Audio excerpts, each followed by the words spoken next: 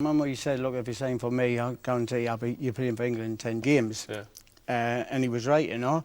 But it was just all the time he used to, like, if I was getting on his nerves, he'd just tell us to go run for a little bit and kick the ball about, you know. And then he knew when to put his arm around. Like, sometimes I knew I had a great game, and he'd say you were crap today. And then when I played crap, he would tell us it was brilliant.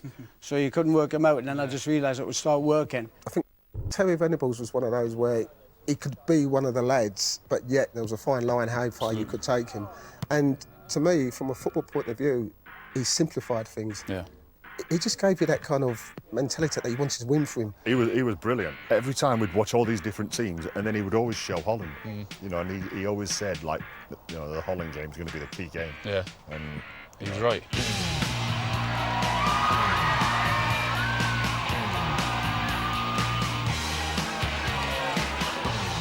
That journey from the hotel to Wembley was something special, wasn't it? With the fans lining the streets. Yeah, exactly. Incredible. And then to go on and put a performance like that, it was, for me, that was the best atmosphere I've ever played in my life. I mean, that performance and that night against a team of Holland's calibre was something special, wasn't it? Yeah, it was. And this is where we was also saying what we need to do is to set the fans on fire, really. Yeah. They are looking for a proper performance, and that is exactly what we gave them. Well, so far, England have rewritten the cliché about a game of two halves. England have played for two halves, but in two games. Our partnership just worked, didn't it? I mean, you knew my game, I knew your game. I think clever players try and make it work, don't they? If you see... It's the first time I've ever been described as clever, by the way. I won't talk about you. All right, OK, yeah, sorry. McManaman doesn't have too much support at the moment. Anderton is the most likely going forward. Here's Ince. Penalty!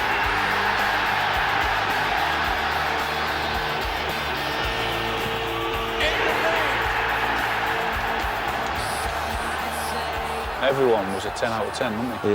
Yeah, and we had to be. McManaman right in front of the goalkeeper. It's met by Shearer. Terry Shearer makes it 2-0 to England.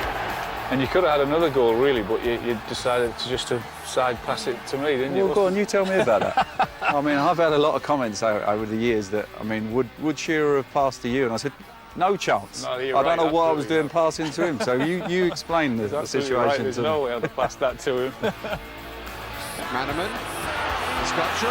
Gascoigne. Sheringham waits. Shearer. It's Easy goal, but still put it in off the post, though, didn't it? Not an easy goal, like, but come on, it wasn't that easy. If my mum could have scored that little side footer in the corner, but you had to blast it, didn't you? That's what you did, didn't you? You blasted it.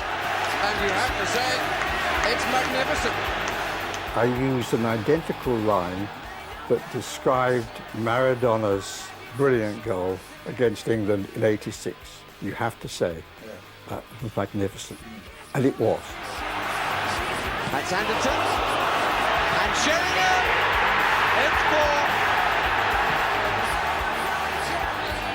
4. That was the best performance I'd ever seen from England. Is that right? Yeah. The best performance? The best performance I'd ever seen from an England team. the performance was just brilliant. You know, the way that the goals went. And even the one that I let in meant that Scotland... You let it in, didn't you? Yeah, oh yeah. It was straight from your legs. See Scotland. Not really. England go into the quarterfinals on a high.